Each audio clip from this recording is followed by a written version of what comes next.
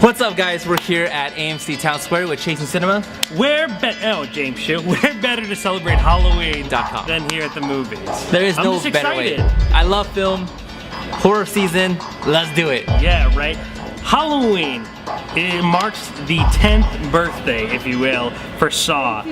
It was 10 years ago when James Wan, who now pretty much almost dominates the horror genre, introduced one of his early films, Saw, a classic. And then we have a new film that looks absolutely creepy, Dan Gilroy's NIGHTCRAWLER. So what are you going to be watching tonight? Well, I'm not going to see Saw, okay. But if I could talk about that real quick. Yeah, absolutely, because you've seen Saw it already. Was so great. The first time I saw the first Saw, I said, what the freak did I just watch? That first Saw was awesome. I loved it.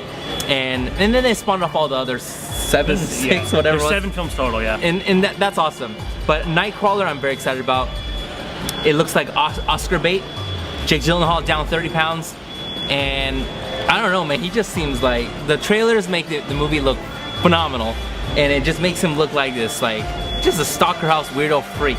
That, yeah, I'm excited. And I love Renee Russo. And she's 60, I think. Yeah, she's oh my gosh, she's still banging for me. Renee Russo is actually the wife of the writer and director Dan Gilroy. Did not know that. He also did Two for the Money, which she was also in. So, really, I don't know if you guys listen to the podcast. Some of our viewers don't listen to the podcast, but I recently renounced my non-trailer watching ways. This is going to be the last film I see of which trailer I did not see. So I still don't really know what to look for. I've just seen images, but I have seen the trailer for like the Avengers, American Sniper, so we have to talk about that sometime. But NIGHTCRAWLER, I'm really not really sure what to expect, but I'm excited to see it. Okay, so we'll be back in about 2 hours and about 2 hours. About 2 hours, and hopefully this movie doesn't let me down.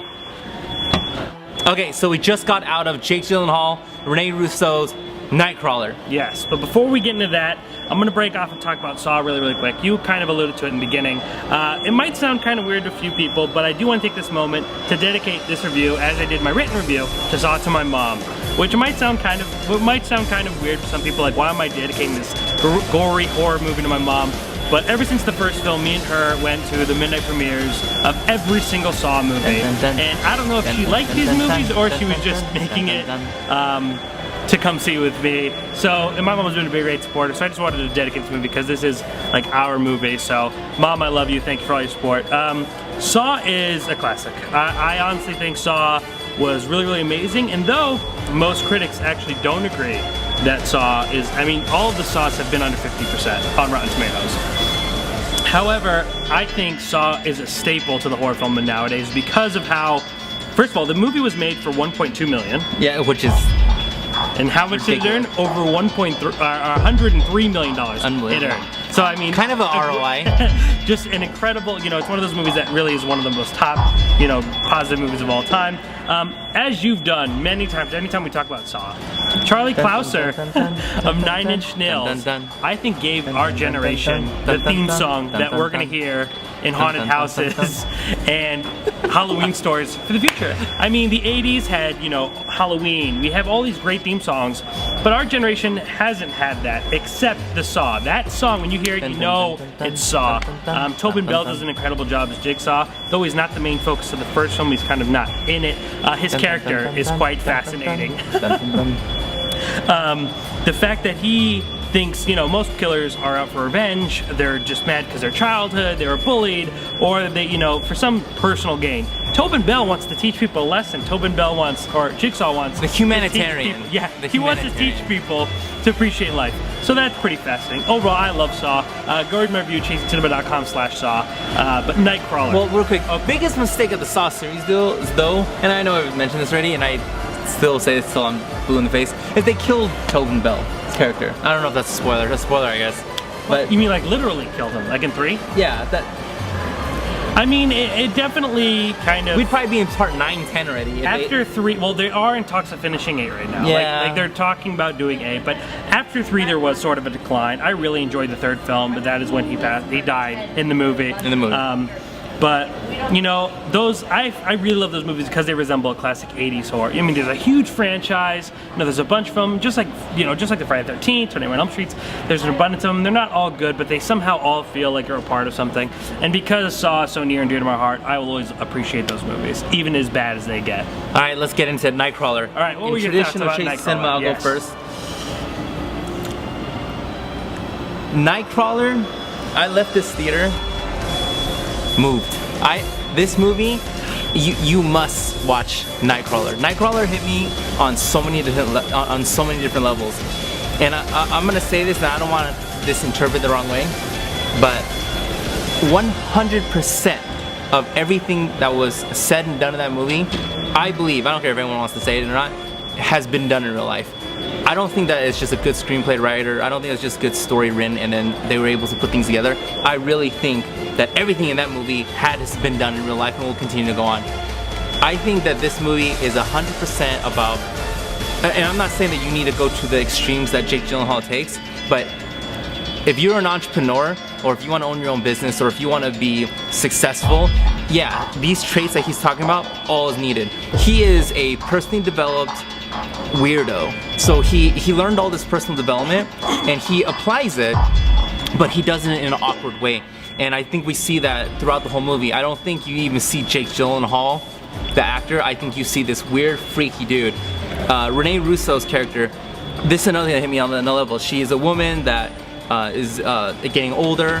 She's, I don't know if this could be potential spoilers, but she's a part of a news team, news channel, news station that's not the most popular. So even she doesn't care what needs to be done in order to make this work. And then toward the end of it, one of her partners is like, whoa, you're turning into Jake Gyllenhaal's character, why you can't do this? And basically he was saying that, he was like, you're going too far. And I like this so much because in real life, if she doesn't take it that far, she's gonna get kicked out and fired, and more than likely that means you're gonna get kicked out, so you should be thanking her for acting like this. Anyway, so it's all these people who are just kind of fighting, trying to become the best of what they do, and a lot of it's in an immoral way. He's killing people, but this movie was so good. Jake Gyllenhaal, I would be shocked 100%. And this is the thing, if he doesn't get nominated because there's so many more movies that are better than this one, gosh, this is gonna be a freaking awesome year, because I genuinely believe, as of this recording anyway, Jake Gyllenhaal is gonna get an Oscar nomination. I don't know if he's gonna win, but it's, you know, he lost 30 pounds and he just looks scary, and it's, wow. Jake Gyllenhaal has always been really good at playing a creepy character, and from Prisoners to Enemy to Prisoners. I mean, there's multiple performances he's done where he's always been kind of creepy. However, this is, as we were talking about before, you pointed out, his best performance probably ever, and it's one of my favorite performances of the year. I mean, he really, as you said, turned into Louis Bloom, and he became this person who was using, things that we are taught and maybe don't take to that extreme, but he used them to the extreme in such a sinister way. He with manipulation and cynicism, he was able to create shots no one else could recreate. I really love this movie, just like James. I honestly think it was one of my favorite movies of the year, and I know I've been saying that a lot recently, but it's true because everything has been so good. But this movie, hands down, is easily a favorite. I also believe that Renee Russo did a really great job, and as you pointed out, there was a lot of great chemistry between them two, and that ending part that you kind of mentioned was really intense to kind of just see how people would go for what they wanted success. I mean, there are just moments with, the whole movie rests on Jake Gyllenhaal's shoulders. If he does not perform, this movie doesn't mean anything. If you have a bad performance in that movie isn't anything. So for him to carry this 2-hour movie about paparazzi, about the news, about journalism, and how, we have people who are focusing on the wrong things, and the movie is filled with messages about what we look at on the news and how important it is to see, the bad over the good, but it also delivers, I think, the scariest movie of the year. It's not a horror film. It isn't by any means a horror film, but the things that he does, the way he approaches life, and even the small things that he does, literally will make your skin crawl. He, to me, was the ultimate horror villain of the year. It was terrifying. And I don't mean it as in pop out scary, but I just mean mentally watching someone cross that line of morality and things like that. It's pretty scary. It's good because a lot of people will watch this movie and say Jake Gyllenhaal's character is disgusting. and I'm about to go like boundaries here, Okay. right? But it's okay. Controversial stuff. Yeah, you don't like how he acts, okay? So, but he's forced to do this to have a job to make income. And then Renee Russo wants this because she's forced to have this stuff to have an income. But all these people are like this is because of people like us. Yeah. We won't watch it. We as a whole, I'm saying. Yeah. So it's like if you don't like it, it's so good because it's like we make these people.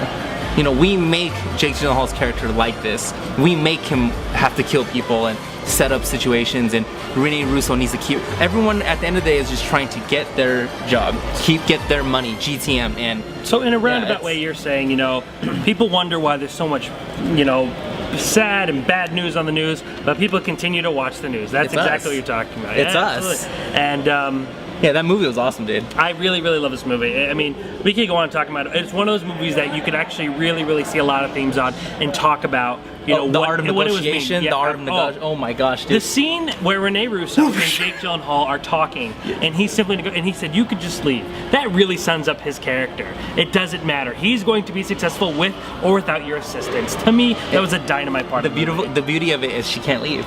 She could not leave dinner. He literally threw everything immorally wrong to say to someone on the plate, and she can't leave. And he did it with a smile. Yes, and that's why his performance was and phenomenal. she could not watch this movie. I'm not saying to buy into. Yeah, I'm not saying buy into the murdering, but the art of negotiation, how to talk to people. I'm not saying take it to that level. I'm just saying that there's so many elements in this movie that for me was just like. And really quick, the last note, and I just want to say, it also has really some really wonderful moments of comedy. I mean, at times it's a dark comedy, at times it's terrifying, and I think it wasn't overdone. A lot of movies kind of tend to make the comedy too present, but it was kind of awkwardly funny. You're like, oh my, is this really happening? Kind of stuff. And I mean, just really genius. Absolutely loved it. Unfortunately, I'm actually not writing the review. Louis Vuitton is coming out of a little retirement and writing the review for Nightcrawler. ChasingCinema.com/Nightcrawler.